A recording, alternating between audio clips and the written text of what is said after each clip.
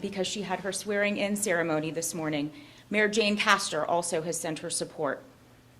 The prosecution team from the Office of the State Attorney, Scott Harmon, Ron Gale, John Terry, and Jessica Reeder. Mark Brutnell, the special agent in charge of the Florida Department of Law Enforcement. Christina Pacheco, Assistant Attorney General.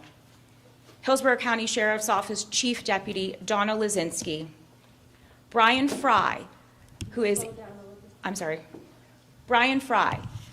a Seminole Heights community leader, as well as Bill Truitt from the Seminole Heights community.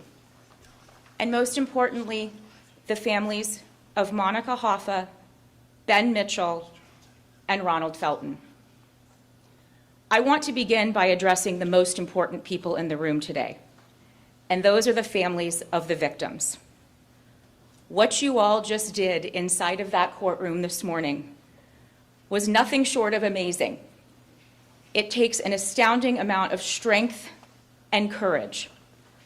We are all behind you as we move forward together in honor of Ben, Monica, Anthony, and Ronald. I want to give our community insight into why my office made the decision to accept the defendant's plea of guilty as charged to 4 counts of first-degree murder in avoidance of the death penalty in exchange for 4 consecutive life sentences. The evidence in this case is substantial. We are confident that a jury would have found him guilty as charged if we moved forward to a jury trial, which was scheduled for August. We've been preparing for this trial for years. Just recently, the defendant and his attorneys approached this agency with an offer for the defendant to plead guilty as charged to 4 counts of first-degree murder for 4 consecutive life sentences in avoidance of the death penalty. This offer, of course, and our acceptance is without the possibility of parole. I want to be clear. This remains and always will be a death penalty case. What this man did to 4 families and a small community within the city of Tampa is cold, calculated, and unforgivable. However, when this offer was made to our office, we had a moral and ethical obligation to present this offer to the families of the victims, to see how they felt about this killer going to prison for the rest of his life. What we learned sitting down with each family is that they are exhausted and mentally drained after almost 6 years of court hearings, a pandemic, an appeal. They know that whether this case were to go before a jury in August or not, their loved ones are not coming back. Nothing will make them whole again. The family members, though, overwhelmingly supported our acceptance of the defendant's offer to plead guilty to 4 consecutive life sentences. They wanted and they deserve finality. Without the overwhelming support of family members, we would not have accepted the defendant's offer to plead to 4 consecutive life sentences. I want us all to remember that while 4 people who were tragically killed in this case were the victims, they've left behind loved ones who still fight to honor their memory every day. During a lengthy trial, the families would have been forced to listen to horrific testimony and would have to relive the nightmare not only during the trial, but in the years to come during the appellate process. It is for this reason, the family's overwhelming support, that the state accepted the defendant's offer to plead guilty to 4 consecutive life sentences. This will not end the pain and suffering for them, but it will close a painful chapter in this story and begin to provide finality that a trial or death sentence would not provide.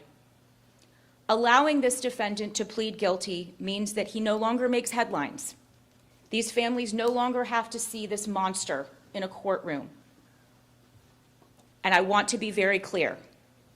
This was, is, and always will remain a death penalty case. What this monster did to the 4 innocent people and the community of Seminole Heights is unconscionable. but it is rare for a defendant in a death penalty case to do what this defendant did, to approach us with an offer to plead guilty to 4 consecutive life sentences in the Florida State Prison. These families here, the families in this case, are my first priority. With their support, this defendant will spend the rest of his life in prison with no parole. This sentence guarantees that the community will be safe from this defendant. He will never again be allowed to walk the streets of Seminole Heights, the city of Tampa, or anywhere else on this planet. I know there may be people in the community who may not agree with this decision. In fact, there was one family member who would have preferred for the defendant to go to trial to face the possibility of the death penalty. Again, this plea does not mean that this is not a death penalty case. It simply means that we are resolving this case as the overwhelming majority of the victims' families wish us to do. So many members of this community were victimized by this serial killer. For 51 long days, our community, especially Seminole Heights, worried, waited, and watched. They watched as the Tampa Police Department staked out the neighborhood, hoping that the killing spree was over.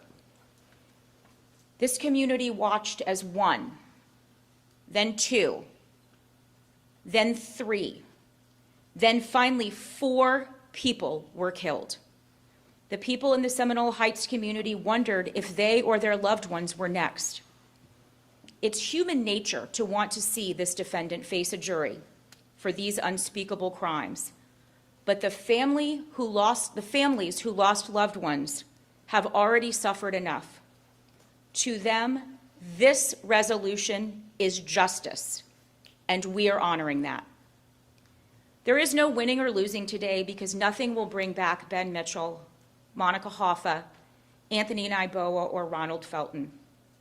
What we can do moving forward, though, is to ensure that these families have our unwavering support.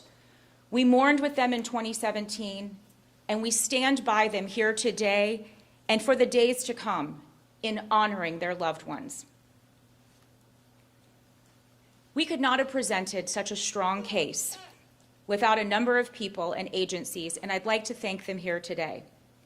Thank you first and foremost to the Tampa Police Department and then Chief Brian Dugan for not only finding this killer, but for being there for our community as we were searching for information and looking for answers.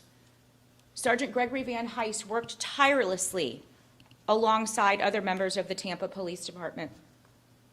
We thank then Mayor Bob Buckhorn.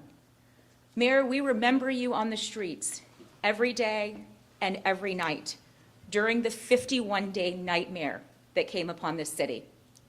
We value and appreciate your leadership then, and we value and appreciate your leadership now. Thank you to the Florida Department of Law Enforcement. Special Agent Brutnell is here. The swift evidence processing in this case helped build a strong case against this defendant. We thank you for your partnership, sir. Thank you to Christina Pacheco from the Attorney General's office. Your important guidance and hard work during the appeals process have gotten us to where we are today, so thank you. Our partners with the FBI and the Florida Highway Patrol also played important roles, and we thank you for your contributions. Thank you to the Seminole Heights community, everyone in that community who stood by law enforcement and the victims' families, not only during those 51 days of horror, but afterwards when the families needed you. I also want to thank our prosecution team. This team has worked tirelessly since 2017 to prepare to put this defendant on trial. They've worked diligently to be ready to take this case to trial, and our community appreciates your dedication. Finally, and most importantly, I'd like to thank the families of the victims. Thank you for trusting us with your loved ones. Thank you for trusting us to handle this case and to represent your loved ones. They will never be forgotten, and our hearts and our prayers are always with you. I want to invite Tampa Police Department retired Chief Brian Dugan up to say a few words. He and his team were absolutely instrumental in protecting Seminole Heights during those 51 days and also in apprehending the defendant.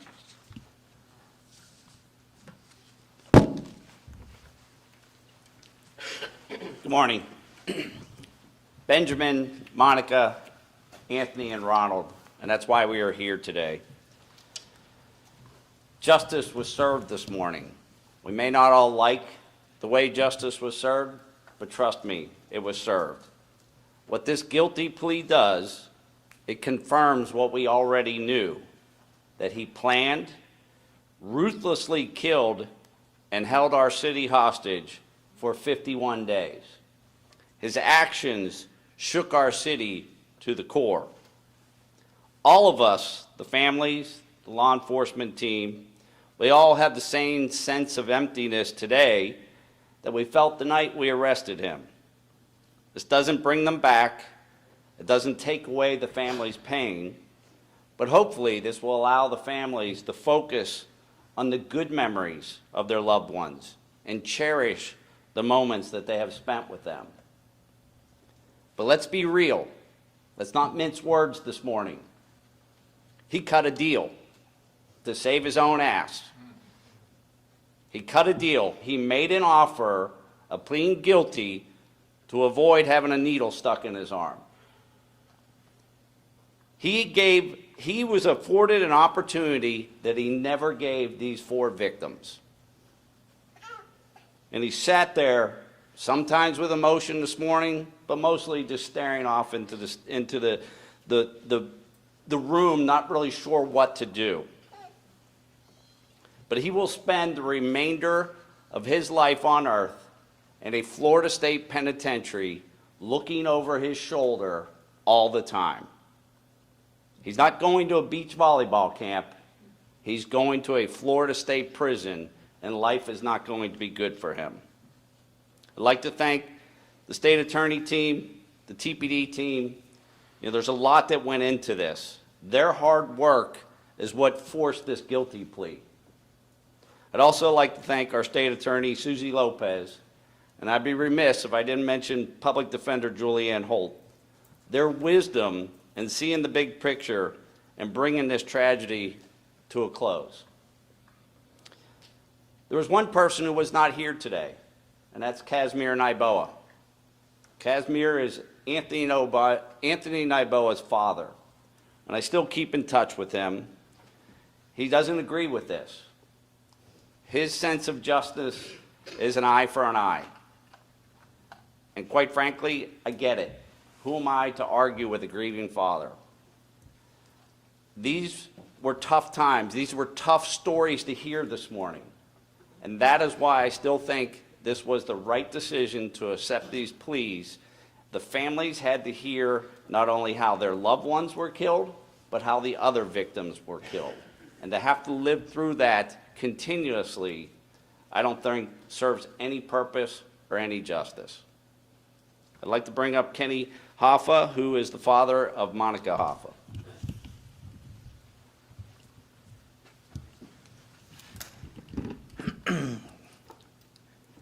Good morning or afternoon. I'm not sure what it is at the moment. I'd like to thank everybody on the prosecution team, and I would like to thank the Tampa Police Department. Mayor Buckhorn for saying, "Bring me his head." I want to thank my family, my brother Bobby, who lives here and went through every minute of this. I got to speak today in court, and I found that it was over 5 years that it took for us to bring this guy to justice. The interesting thing is the evidence never changed. It was the same gun that killed all 4. It was the same brand of bullets that killed all 4.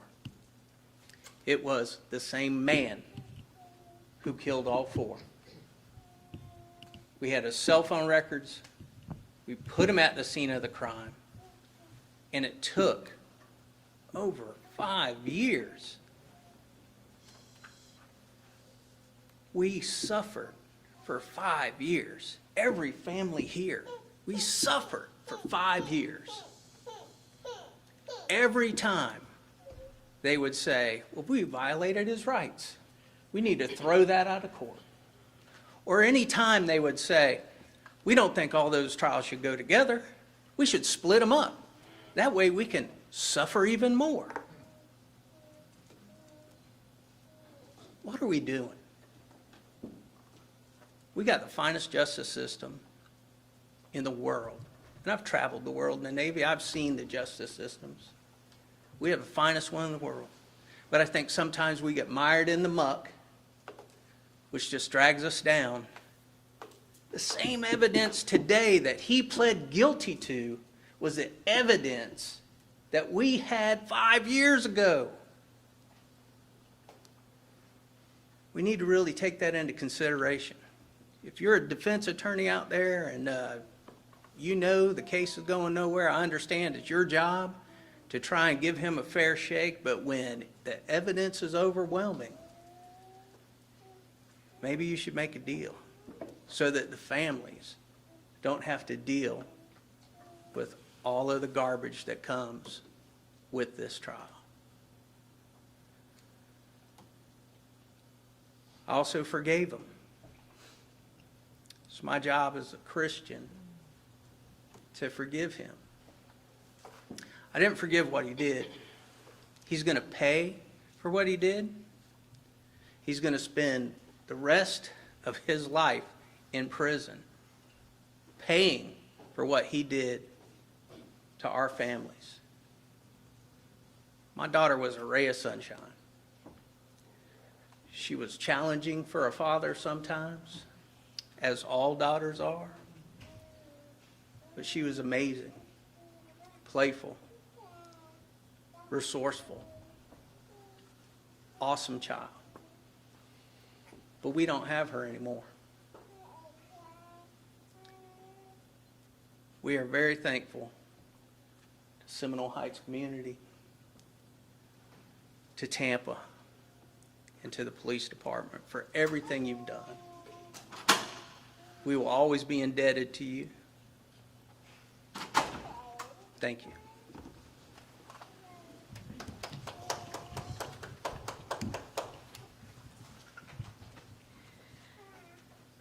I'd now like to invite anyone who'd like to speak from Ben Mitchell's family to come up.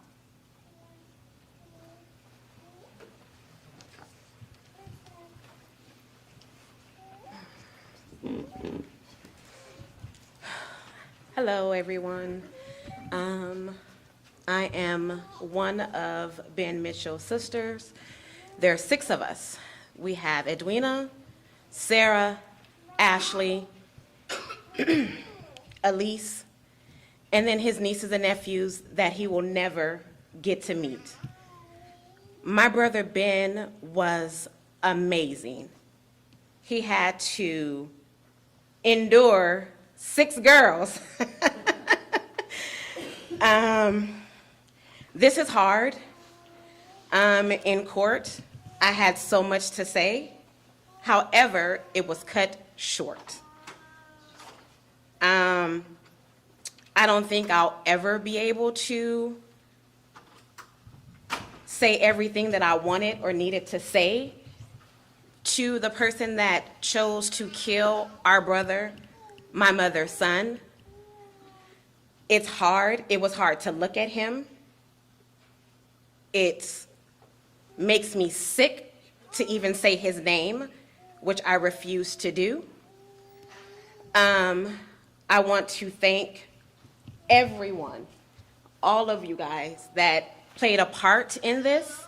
It's so many of you guys, I can't even say all of your names, but I want to thank you from the bottom of my heart. Some of the families got up and spoke about forgiveness. I'm not one of those. I'm not there, and I don't know if I'll ever be there. And as I stated on the stand, that is something I'll have to take up with the Lord when my time comes. What he did, he has destroyed so many families. However, today, we've all agreed that we all have been bonded and we are all now family.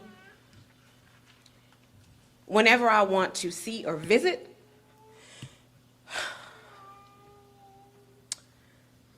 my brother, I have to come to Tampa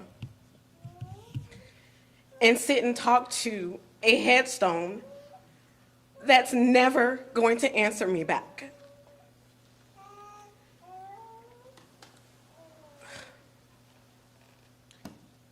Never in a million years would I wish this on anyone.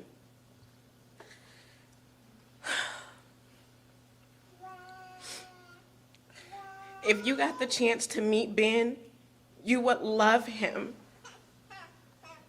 He was very special, very intelligent, very bright, very talented. And he was on his way to become something phenomenal.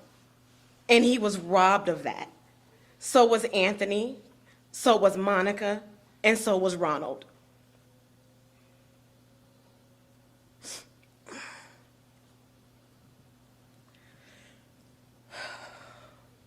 It's so hard. As I walk through my house, there's pictures of my brother. I often feel like I hear him talking to me. My brother was not confrontational. He used to be scared of the dark. So that night when he was coming home, I don't know if him and that coward that chose to end his life had words. I don't know if my brother was scared. I don't know if it was instant when he was shot. Not the first time, not the second time. My brother took 4 bullets. I wonder if he cried out for our mother, if he even had the chance. If he wanted any of his sisters, what were his last thoughts? I know that this was supposed to go to trial in August. I don't know why he chose to go the route that he did.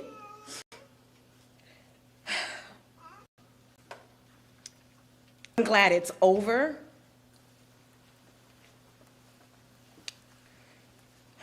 I'm glad my mother lived long enough to be able to see this coward get what some thinks he deserves.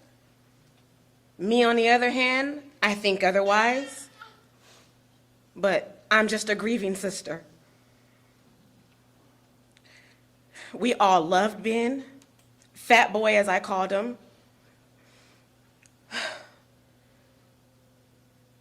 Again, I want to thank everyone from the bottom of my heart. And as we leave Tampa to go back to Vegas to resume our lives, I'm sure it's going to be a long flight, but at least we can finally breathe. We can begin to heal. Some may begin to forgive. Again, I'm not there. Thank you. Hi, I'm Brenda Samuel. I'm Benjamin Mitchell's mother. All I have to say is I want to thank everybody that helped with finding the person that killed my son. I can finally sleep tonight. No more crying. No more being angry. I'm just glad it's over with.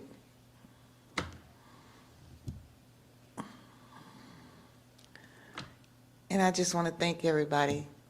I don't have the words to express how I really feel about the person that killed my son. That's all I have to say. Thank you.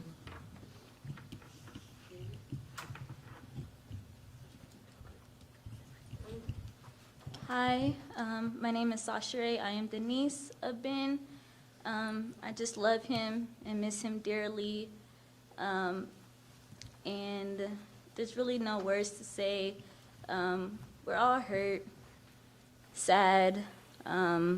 We have to go visit our loved ones at a gravesite.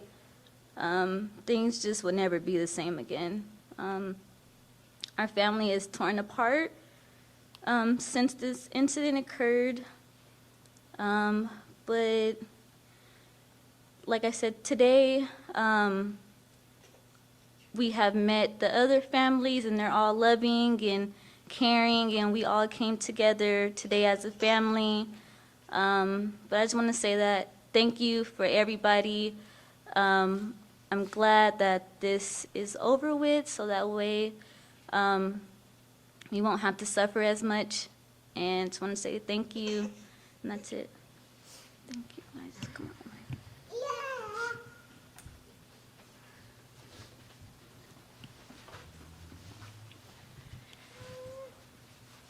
I'd now like to invite more of Monica's family to come up and speak.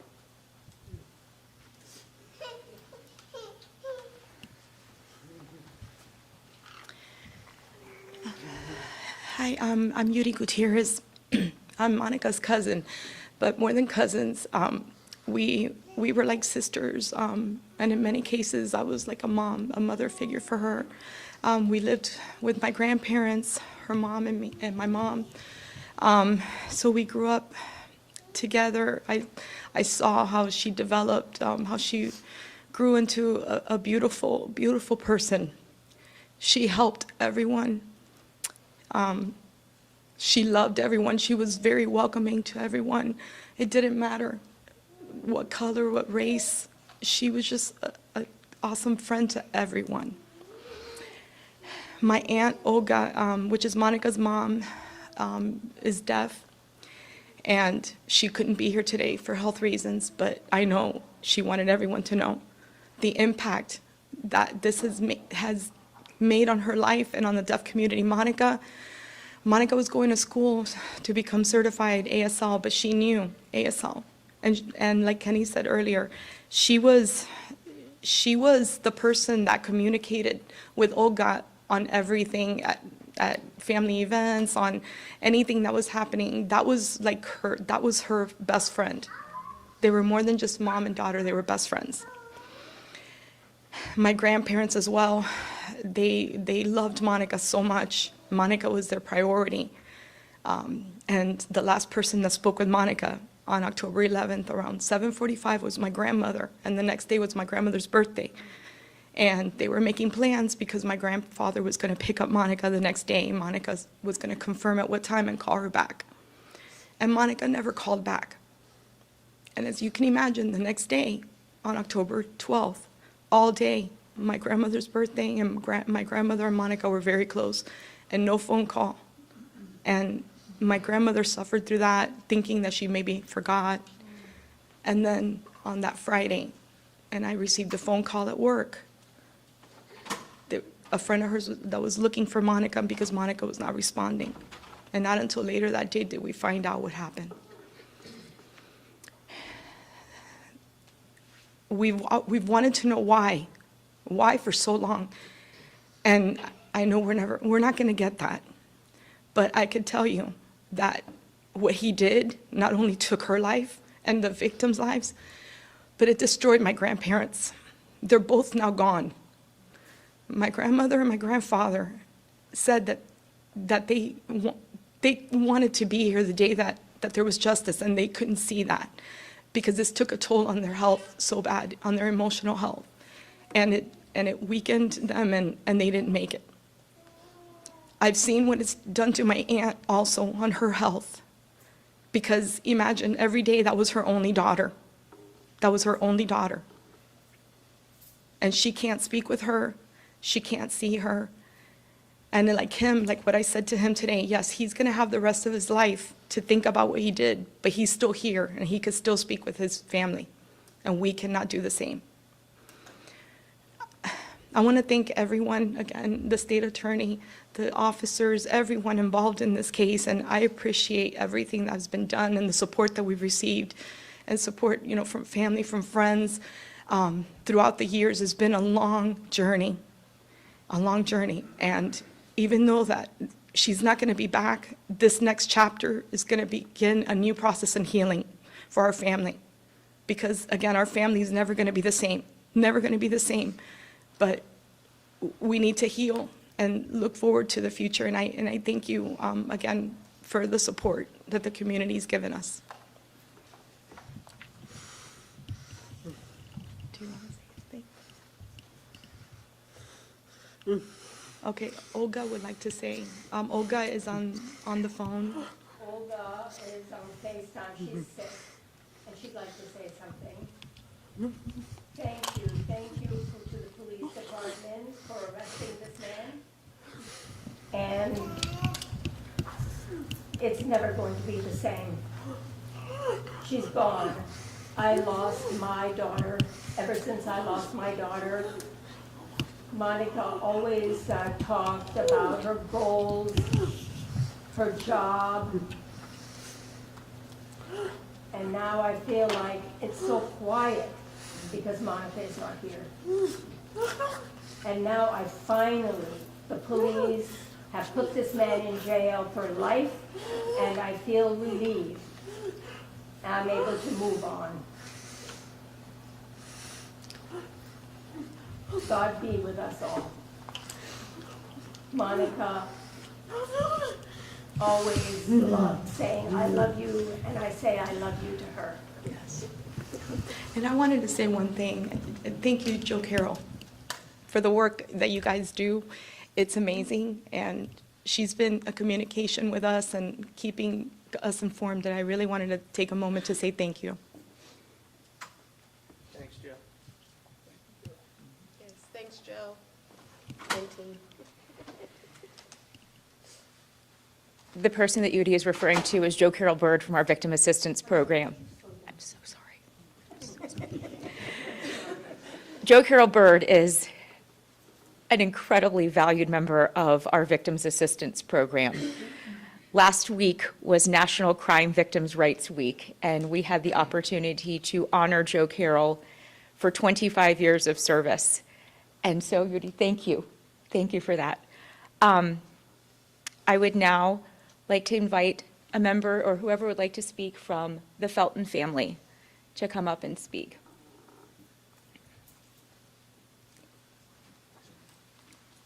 James.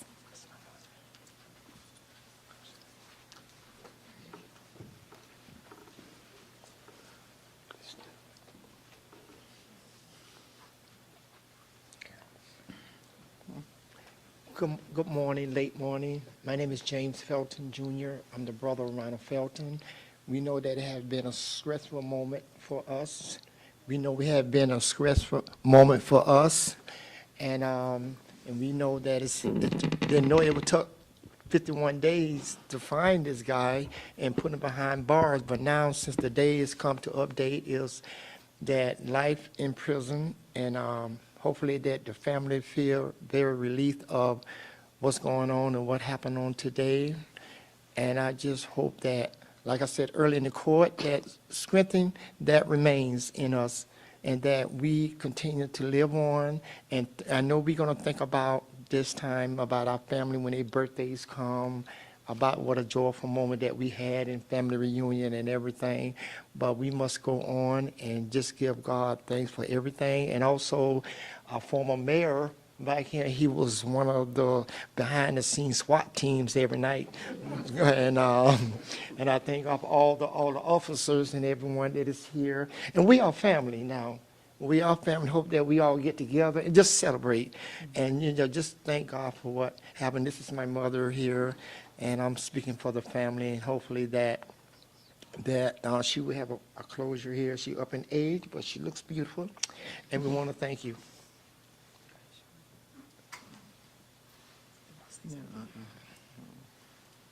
My name is Sherilyn Lee, and I would like to say November the 14th was a tragic for this family. First off, before I go any further, I'd like to thank everyone that's in the room, especially Ms. Susan Lopez and Ms. Carol. They have been great support along with the officers here. Bob Buckhorn, I really like to thank you for what you have done also. But anyone else I miss, I'm sorry. But at the end of the day, I would like to say today has been a relief. I'm going to speak on behalf of all the families, and I'm sure they will agree. We have been going through this for almost 5 years, and it's really tough for us to at least have some type of closure. And all I can say is what I said to the gentleman in there is he need to just seek God, because what he has done has taken a lot and destroyed a lot of families, 4 families. And it's just unbelievable that it took this long. But at the end of the day, we can say thank you that you all fought for us to put closure to us. This will be a celebration for the 4 families now, today, and we will celebrate every year on this day. And I would like to say thank y'all so much for all y'all have done.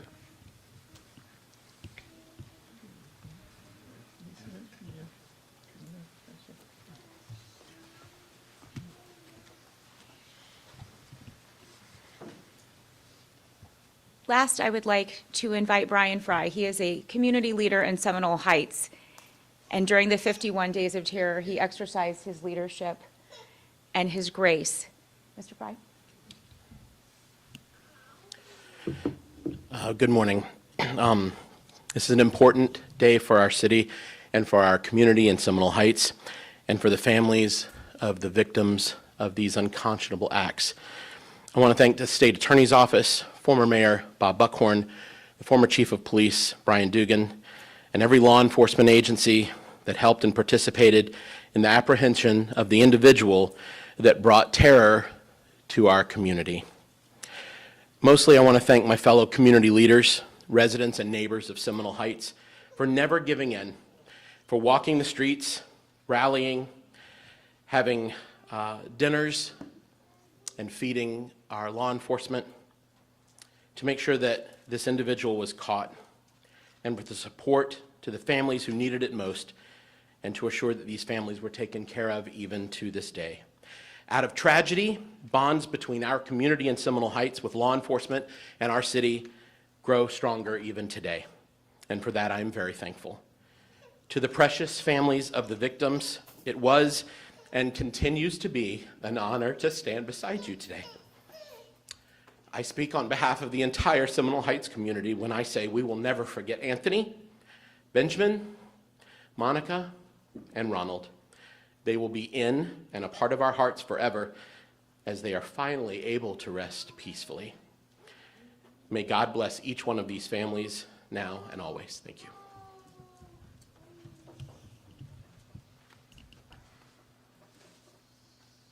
We'll open it up to some questions now. Thank you all very much for speaking here today. We'll open it up to some questions. Any questions? Ms. Lopez, Yes, sir. I guess a lot of people in the community want to know, why did you accept a plea from the defendant for life in prison without the possibility of parole, especially when you have the Naiboa family who wanted to seek the death penalty?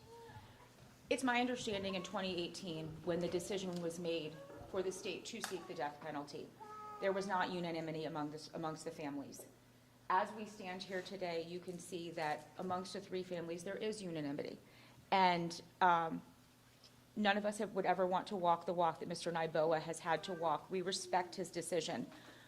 There's actually more unanimity now than there was in 2018 in the decision to seek the death penalty. That is my understanding.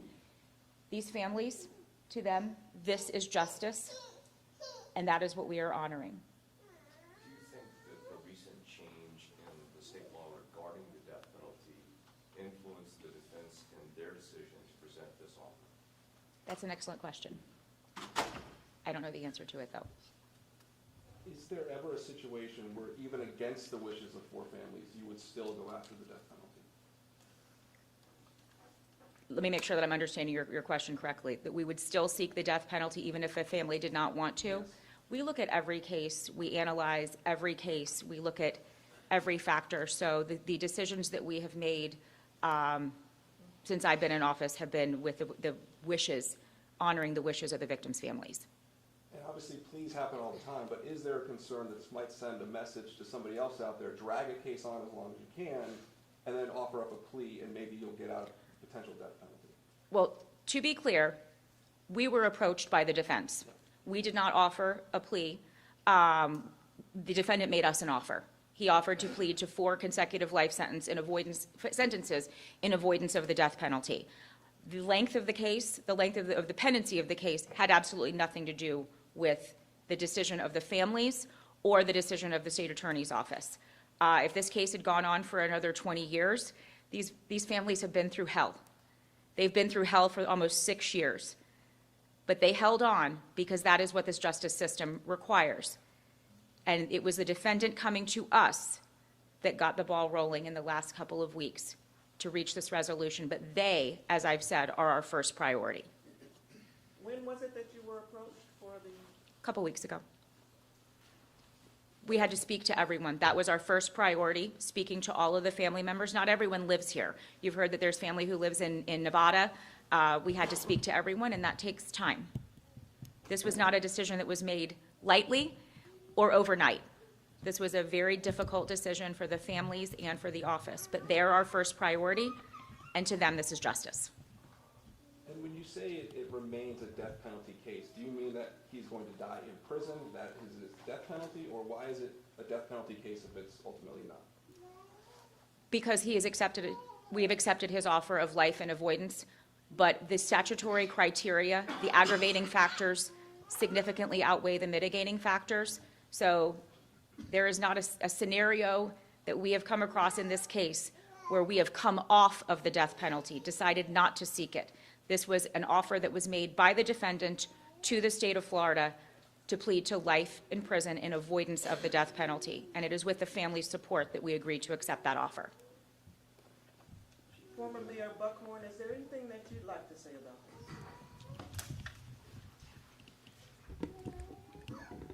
It was 51 days of sheer terror on the part of this community on Seminole Heights for these families. But ultimately, that is not my burden to bear. It is the families.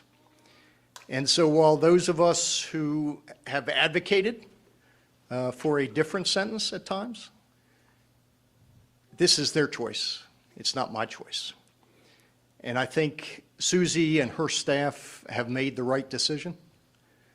He will spend the rest of his life in a cage of his own construction.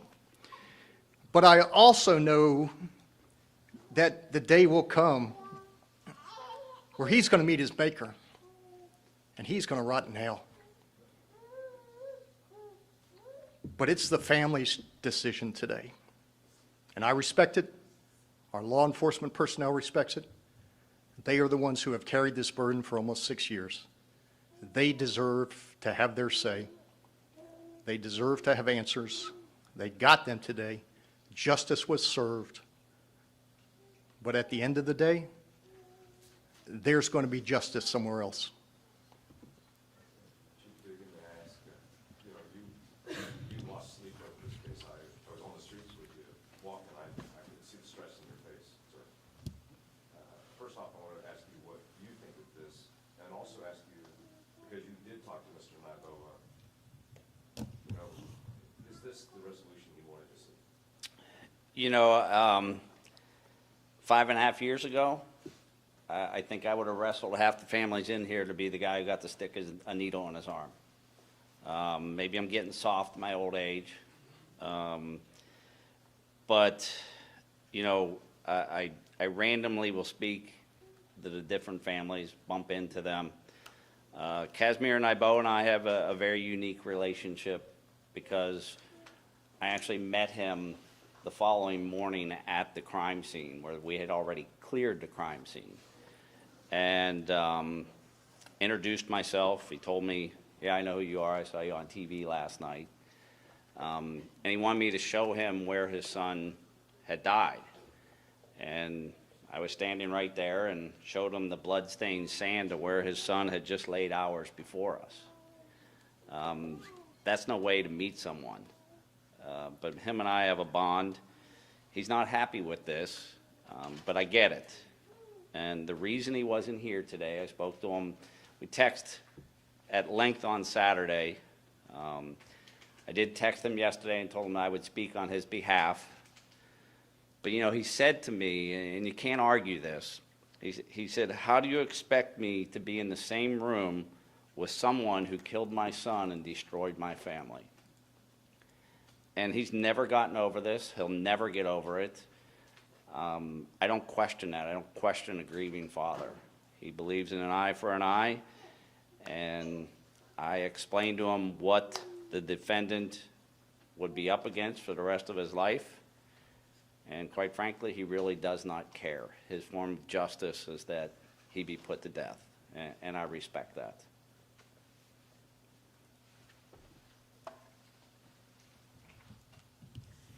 The defense mentioned that the defendant has a mental health diagnosis. Did that factor into the decision to accept the plea?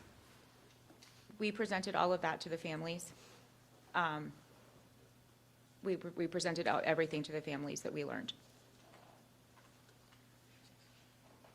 Thank you all very much for being here today.